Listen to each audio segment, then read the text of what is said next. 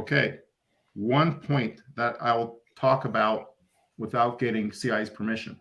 Since World War II, we learned that there has been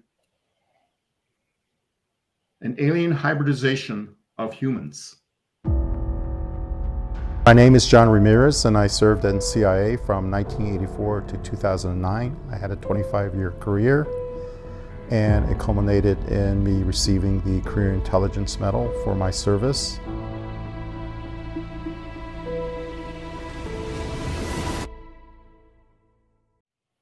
Exclusively since World War II? World War II. That's when the CIA learned about it. Okay. World War II. That's what prompted me to look back at World War II and say, okay, where did this information come from?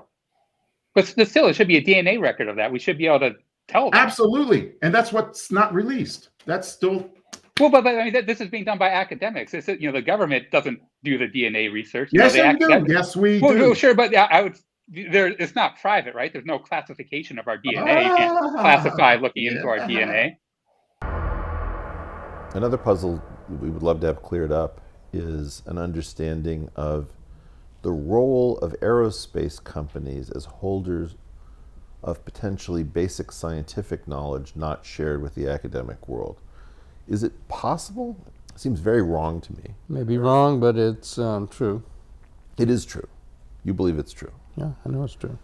Certainly aerospace corporations have knowledge in the UAP area that specifically are sequestered against FOIA. Oh, because of proprietary labels, which the whole thing was set up to be that way. But that would be this crazy, egregious It would change our entire concept of who we are if somebody kept fundamental physics secret in the years since we became capable of exploding fusion devices. Right. I would grab a pitchfork and a tiki torch, and I would march on the National Science Foundation. Right. Yes, we do. Well, sure, but I would...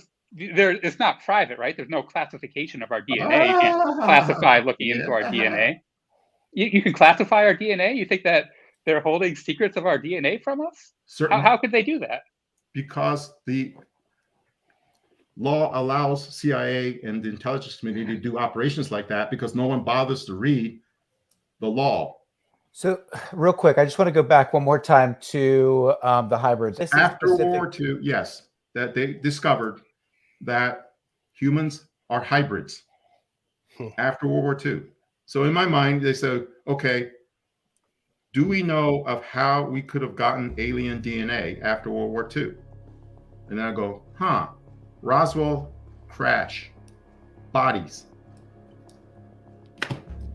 If somebody kept fundamental physics secret in the years since we became capable of exploding fusion devices.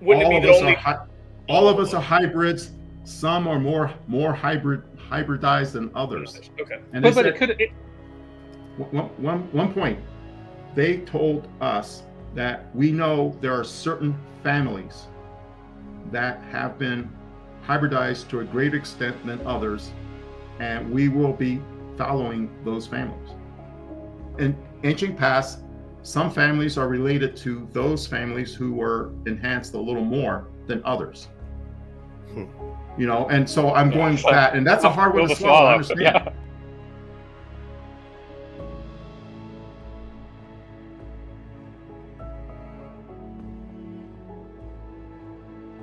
What's common about the brain of people who encounter UFOs? So what we think we found there was not something which allows people to talk to UFOs. I mean, I think the UFO community took it a step too far. What I think we found was a form of higher functioning and processing.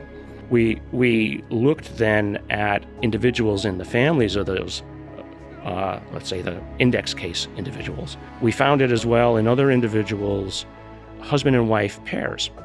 So statistically, if you had a group of 20 individuals and you found two husband-wife pairs, both of whom had it, and yet it's only found in about, we think, 1 in 200, 1 in 300 individuals. The fact that two individuals came together, two sets of individuals came together, both of whom had it, implied either a restricted breeding group or attraction. And we will be following those families. John, you had said ancient families, but then we also have the World War II. So was it we found out during World War II and it had happened prior to that, but we didn't realize it till World War II? Somebody told us. Okay. And so that's why you're kind of relating it to Roswell. Not so much somebody told us, but hey, maybe we just found out after this Roswell crash, after doing an autopsy and running. It gets more complicated than that. Yeah. And that's what prompted Lou to go in his soliloquy. I mean, I urge people to find that and actually listen to the context of that. That's the closest he got. Imagine everything you've been taught, whether it's through Sunday school or through regular formal education in school, or what our political leaders have told us, and yes, even maybe our mothers and fathers around the dinner table have told us, or maybe at bedtime, about who we are, right? And our background and our past. What if all of that turned out to be not entirely accurate? In fact, the very history of our species, the meaning, what it means to be a human being and our place in this universe. What if all that is now in question? What if it turns out that a lot of the things that we thought were one way aren't? Are we prepared to have that honest question with ourselves? Are we prepared to recognize that we're not at the top of the food chain, potentially? And that where he said there may have been an enhancement of our DNA 70,000 years ago. He put 70,000, an actual year. I never heard 70,000 until he said it. And about 70,000 years ago, something fundamentally changed. Something changed.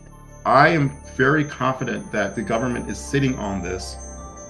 And in order to understand the UAP in its entirety, where it came from, why they're here, who's driving them, you have to go back to, like, what's our role? Why are they here talking to us? Why do they want to interact with us? And you have to get past, you got to build that bridge to the fact that we are hybrids, and we may have been hybridized by them, and they themselves may be hybrids, in order to get back to the true UAP story and why it's so secret.